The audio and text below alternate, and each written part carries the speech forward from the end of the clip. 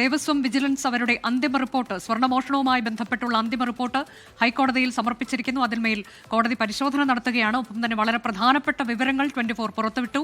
ഈ റിപ്പോർട്ടിലുള്ളത് പാളി മറിച്ചുവിട്ടിട്ടുണ്ട് എന്നുള്ളതാണ്. അതിനിടെ മറ്റൊരു വാർത്ത കൂടി 24 ഇപ്പോൾ പുറത്തു കൊണ്ടുവരികയാണ്. ശബരിമലയിലെ യോഗദണ്ഡ് സ്വർണം പൂശിയതിലും ദുരൂഹതയുണ്ട്. ദേവസ്വം ബോർഡ് മുൻ പ്രസിഡന്റ് എ പത്മകുമാറിന്റെ മകനാണ് ഇതിനുള്ള ചുമതല നൽകിയത്. ഉത്തരവിന്റെ പകർപ്പാണ് 24 ഇപ്പോൾ സ്ക്രീനിൽ കാണിക്കുന്നത്. ഷഫീദ് റാവുത്തർ വിശദാംശങ്ങളുമായി. ഷഫീദ്, ജയശങ്കർ പത്മന് ഇതിന്റെ മേൽനോട്ടത്തിലായിരിക്കണം, പൂർണ്ണ ഉത്തരവാദിത്വത്തിലായിരിക്കണം, അപ്പം തിരുവാഭരണ കമ്മീഷണറുടെ മേൽനോട്ടത്തിലുമായിരിക്കണം എന്നാണ് ഈ ഉത്തരവിൽ പറയുന്നത്. 2019 മാർച്ചിൽ പുറത്തിറങ്ങിയ ഉത്തരവാണ്. പക്ഷേ നട തുറന്നിരിക്കുന്ന സമയത്ത് എന്ന് പറഞ്ഞിട്ടുണ്ട്. അതായത് അത് അഴിച്ചുകൊണ്ടു പോകാനൊന്നും പറ്റില്ല എന്നാണ് മനസ്സിലാക്കേണ്ടത്. എന്താണ് ഇവിടെ സംഭവിച്ചിട്ടുള്ളതെന്നാണ് നമുക്ക് മനസ്സിലാക്കാൻ കഴിയുന്നത്. ഇതിൽ ജയശങ്കർ പത്മന്റെ റോൾ എന്താണ്? അനുജ, സാധാരണഗതിയിൽ അതായത് നട തുറക്കുമ്പോൾ അയ്യപ്പ ശാസ്താവിനെ നമ്മൾ കാണുന്നത് അത് ഈ യോഗദണ്ഡും രുദ്രാക്ഷമാലയും ഏന്തിയ അല്ലെങ്കിൽ അത് ധരിച്ച അയ്യപ്പ ശാസ്താവിനെയാണ് നമ്മൾ കാണുന്നത്. അത് സ്വാഭാവികമായി നമുക്ക് ശബരിമലയിലൊക്കെ പോയിട്ടുള്ളവർക്ക് അത് അറിയുകയും ചെയ്യാം. അതിലടക്കം ആചാരലംഘനം നടത്തി എന്ന തരത്തിലേക്ക് സംശയം ജനിപ്പിക്കുന്ന വളരെ പ്രധാനപ്പെട്ട ചില വിവരങ്ങൾ, അതിൻ്റെ രേഖകളടക്കം പുറത്തു വരുന്ന മിനിറ്റാണിതെന്നുള്ള കാര്യത്തിൽ തർക്കമില്ല. അതായത് മാർച്ച് 16, 2019 തങ്കവാതിലിൻ്റെ ഒക്കെ വിവാദങ്ങൾ തുടങ്ങി വെച്ച സമയത്ത്, അല്ലെങ്കിൽ സ്വർണ്ണപ്പാളി വിവാദമൊക്കെ നടക്കുന്ന സമയത്ത് പുറത്തു വന്ന മറ്റൊരു ഉത്തരവാണ്. ആ ഉത്തരവിൽ ദേവസ്വം സെക്രട്ടറിയാണ് ഒപ്പുവെച്ചിരിക്കുന്നത്. ആ ഉത്തരവിൽ പറയുന്ന കാര്യം, ശബരിമല ക്ഷേത്രനട തുറന്നിരിക്കുന്ന സമയത്ത് തിരുവാഭരണം കമ്മീഷണറുടെ മേൽനോട്ടത്തിലും ഈ ജയശങ്കർ പത്മൻ, അതായത് എ പത്മകുമാർ, മുൻ ദേവസ്വം പ്രസിഡന്റ് എ പത്മകുമാറിന്റെ മകനാണ് ജയശങ്കർ പത്മൻ, പൂർണ്ണ ഉത്തരവാദിത്വത്തിലും ചുമതലയിലും നല്ല സ്വർണം ഉപയോഗിച്ച് യോഗദണ്ഡും രുദ്രാക്ഷമാലയും സ്വർണം കെട്ടി പണി പൂർത്തീകരിച്ച് നൽകുന്നതിന് അനുവദിച്ച ബോർഡ് ഉത്തരവായിരിക്കുന്നു എന്നുള്ളതാണ് അതിൽ പറയുന്നത്. എന്താണ് ഈ ജയശങ്കർ പത്മന്റെ യോഗ്യത? അതല്ല, ആചാരലംഘനം അക്കാര്യത്തിൽ നടന്നിട്ടുണ്ടോ?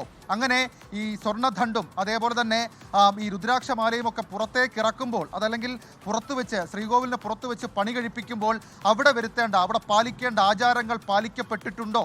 തന്ത്രിമാർക്ക് ഇക്കാര്യത്തിൽ ധാരണയുണ്ടോ, അറിവുണ്ടോ എന്നൊക്കെയുള്ള കാര്യങ്ങളിൽ സംശയം ജനിപ്പിക്കുന്ന അസാധാരണമായ നീക്കത്തിന്റെ തന്ത്രിക്ക് വച്ചിട്ടുണ്ട്. ശബരിമല ദേവസ്വം തന്ത്രിക്ക് ഇതിന്റെ പകർപ്പ് വച്ചിട്ടുണ്ട്. തിരുവാഭരണം കമ്മീഷണർ, എക്സിക്യൂട്ടീവ് ഓഫീസർ ഉൾപ്പെടെ ഏതാണ്ട് 10 പേർക്ക് ഇതിന്റെ പകർപ്പ് എന്ന് പറഞ്ഞ് താഴെ നമുക്ക് കാണാൻ കഴിയുന്നുണ്ട്. അതായത് തന്ത്രിയൊക്കെ അറിയിച്ചിട്ടുണ്ട്. തിരുവാഭരണം, ഇതിൽ യോഗദണ്ഡും ഒപ്പം തന്നെ രുദ്രാക്ഷമാലയും നല്ല സ്വർണം പൂശി, പക്ഷേ അത് ക്ഷേത്രം തുറന്നിരിക്കുന്ന സമയത്ത് എന്നതാണ്. ഇതിൽ അറിയാനുള്ളത് എന്താണ് ശ്രീ ജയശങ്കർ പത്മന്റെ ഇതിലുള്ള റോൾ എന്നുള്ളതാണ്. അദ്ദേഹത്തിന് എങ്ങനെയാണ് അദ്ദേഹത്തിന്റെ പൂർണ്ണ ഉത്തരവാദിത്വത്തിൽ ഇത്തരമൊരു ചുമതല ചെയ്യണമെന്ന് സെക്രട്ടറിയുടെ ഉത്തരവ് പുറത്തു വരുന്നതിന്റെ സാഹചര്യം എന്താണ്, പശ്ചാത്തലം എന്താണ് ഷഫീദ്?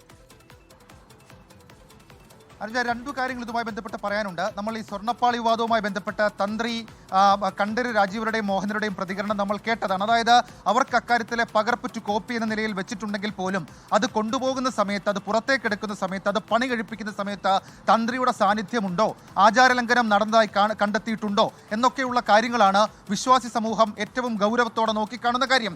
ഇവിടെ ഈ സ്വർണ്ണദണ്ഡിന്റെ കാര്യത്തിലും രുദ്രാക്ഷമാലയുടെ കാര്യത്തിലും അങ്ങനെ ചില നീക്കങ്ങൾ നടന്നിട്ടില്ല എന്ന് ദേവസ്വം വിജിലൻസ് ചില സൂചനകൾ ലഭിച്ചു എന്നുള്ളതാണ് ഏറ്റവും സുപ്രധാനമായിട്ടുള്ള കാര്യം. രണ്ടാമത്തെ കാര്യം അനുജ സൂചിപ്പിച്ച വളരെ പ്രധാനപ്പെട്ട ഒരു കാര്യമാണ്. അത് എ പത്മകുമാറിന്റെ മകൻ ജയശങ്കർ പത്മന് എങ്ങനെയാണ് അക്കാര്യത്തിൽ ചുമതല വരുന്നത്, എങ്ങനെയാണ് അദ്ദേഹത്തിന് ഉത്തരവാദിത്വം വരുന്നത്, എന്ത് മാൻഡേഷനിലാണ് അക്കാര്യം അദ്ദേഹത്തിന് ഏൽപ്പിച്ചു നൽകിയത് എന്നൊക്കെയുള്ള കാര്യങ്ങളിൽ എ പത്മകുമാറാണ് മറുപടി നൽകേണ്ടതെന്നുള്ള ഒന്നാമത്തെ കാര്യം.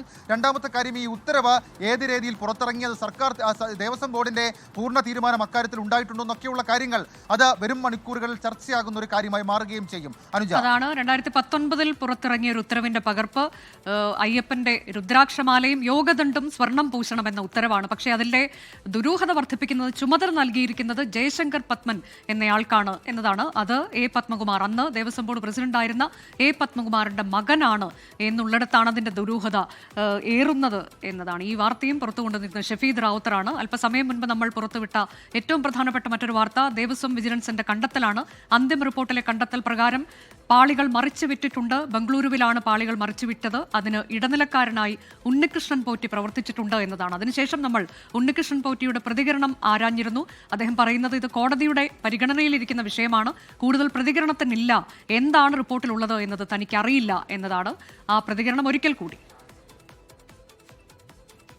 വിജിലൻസിന്റെ സംഘം എന്താണ് കൊടുത്തിരിക്കുന്നത് എന്നുള്ളത് എനിക്കറിയില്ല. അപ്പൊ എനിക്കറിയാത്തൊരു കാര്യത്തെക്കുറിച്ച് എനിക്ക് അതിനെക്കുറിച്ച് വേറെ ഒന്നും സംസാരിക്കാൻ ഇല്ലാത്ത, എനിക്ക് അതിനെക്കുറിച്ച് ഒന്നും പറയാനില്ല. ഇപ്പോൾ ഒന്നും പറയാനില്ല എന്നത് ഉണ്ണികൃഷ്ണൻ പോറ്റി വ്യക്തമാക്കുകയാണ്. കോടതിയിൽ ദേവസ്വം വിജിലൻസിന്റെ അന്തിമ റിപ്പോർട്ട് പരിശോധിക്കുകയാണ് എന്നുള്ള ആ ഒരു പ്രധാനപ്പെട്ട നടപടിക്രമം കൂടി ഇപ്പോൾ നടക്കുന്നുണ്ട്. വിപിൻ സി വിജയൻ, എന്താണ് വിപിൻ കോടതിയിൽ നമുക്ക് നൽകാനുള്ള ഏറ്റവും പുതിയ വിവരം?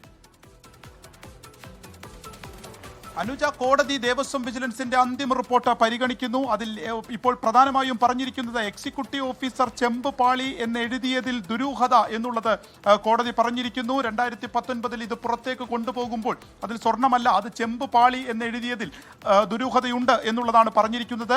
ഒപ്പം ഗോവർദ്ധൻ എന്നയാളാണ് സ്വർണം പൂശാൻ വേണ്ടി ഉണ്ണികൃഷ്ണൻ പോറ്റിക്ക് സ്വർണം നൽകിയത് എന്നുള്ളത് കൂടി ഈ ഒരു കോടതിയുടെ നിരീക്ഷണത്തിലുണ്ട്. ഈ വിജിലൻസിന്റെ റിപ്പോർട്ടിന്റെ അടിസ്ഥാനത്തിലാണ് കോടതി ഈ ഒരു നിരീക്ഷണങ്ങൾ ഇതുമായി ബന്ധപ്പെട്ട് നടത്തുന്നത്.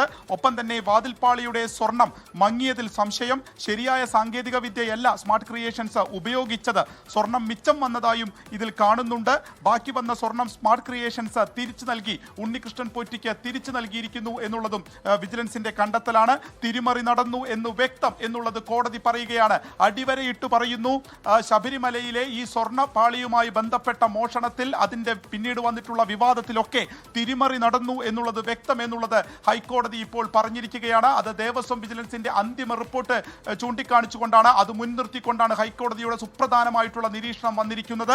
അത് തിരിമറി നടന്നു എന്ന് വ്യക്തമാക്കുന്നതാണ്. വിജിലൻസ് റിപ്പോർട്ടിന്റെ അടിസ്ഥാനത്തിൽ കേസ് രജിസ്റ്റർ ചെയ്യാൻ ഇപ്പോൾ ഹൈക്കോടതി നൽകിയിരിക്കുന്നു. സർക്കാർ വളരെ പ്രധാനപ്പെട്ട വിവരമാണ്. കേസ് രജിസ്റ്റർ ചെയ്യാൻ ഹൈക്കോടതി നിർദ്ദേശം നൽകിയിരിക്കുന്നു. തിരിമറി നടന്നിട്ടുണ്ട് എന്ന് വ്യക്തമാണ് എന്നത് കോടതി പറയുകയാണ്. വിജിലൻസ് റിപ്പോർട്ടിന്റെ അടിസ്ഥാനത്തിൽ കേസ് രജിസ്റ്റർ ചെയ്യാൻ നിർദ്ദേശം നൽകിയിരിക്കുന്നു എന്ന വളരെ പ്രധാനപ്പെട്ട വാർത്തയാണ് ഇപ്പോൾ കോടതിയിൽ നിന്ന് വരുന്നത്. ഇതിൽ സ്വർണം മിച്ചം വന്നതായി കാണുന്നുണ്ട്. ബാക്കി വന്ന സ്വർണം സ്മാർട്ട് ക്രിയേഷൻസ് തിരിച്ചു നൽകി. അപ്പോൾ ആ സ്വർണവും എവിടെ പോയി എന്ന ചോദ്യമുണ്ട്. കൂടാതെ വാതിൽപ്പാളിയുടെ സ്വർണം മങ്ങിയതിൽ സംശയം കോടതി പ്രകടിപ്പിക്കുന്നു. സ്മാർട്ട് ക്രിയേഷൻസിനും വിമർശനമുണ്ട്. ശരിയായ സാങ്കേതിക വിദ്യ അല്ല സ്മാർട്ട് ക്രിയേഷൻസ് ഉപയോഗിച്ചത് എന്നതുൾപ്പെടെയുള്ള കാര്യങ്ങൾ കോടതി ചൂണ്ടിക്കാട്ടുകയാണ്. ഏതായാലും അന്വേഷണത്തിന് ഇപ്പോൾ കോടതി നിർദ്ദേശം നൽകിയിരിക്കുന്നു. സംസ്ഥാന വിജിലൻസ് റിപ്പോർട്ടിന്റെ അടിസ്ഥാനത്തിൽ കേസ് രജിസ്റ്റർ ചെയ്യാൻ നിർദ്ദേശം നൽകിയിരിക്കുന്നു എന്നതാണ്. ലോകത്തെവിടെയായാലും ഏത് സമയത്തും 24 വാർത്തകളും ഓഗ്മെന്റഡ് റിയാലിറ്റി പാക്കേജുകളും എക്സ്പ്ലെയിനറുകളും വിശദമായി കാണാൻ ഞങ്ങളുടെ യൂട്യൂബ് ചാനൽ നിങ്ങൾക്ക് സബ്സ്ക്രൈബ് ചെയ്യാം.